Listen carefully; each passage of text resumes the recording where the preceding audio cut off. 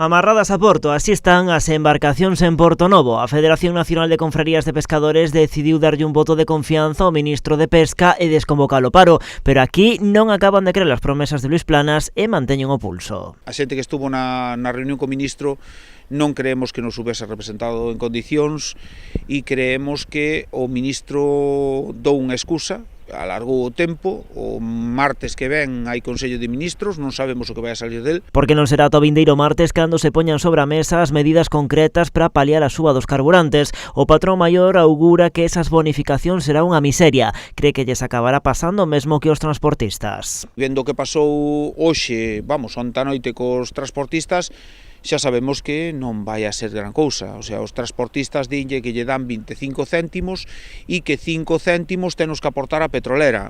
Xa sabemos, isto é a oferta do Mediamar. Subimos o doble e despois facemos un 50% de descuento.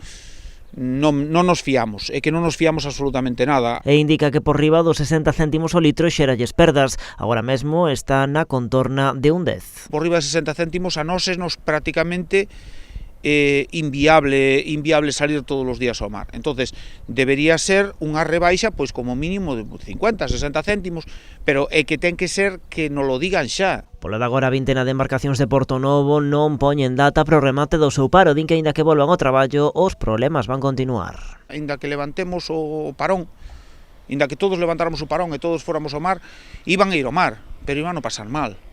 Podete cuenta que as cuotas do cerco están baixísimas. As cuotas do cerco están baixísimas. Un barco do cerco sale e dá voltas toda a noite. Está consumindo gasoil toda a noite. Esa xente depende moitísimo do combustible. Entonces, esa xente vai non pasar mal. Un barco do cerco, por exemplo, pode chegar a gastar uns 10.000 litros de gasóleo ao mes.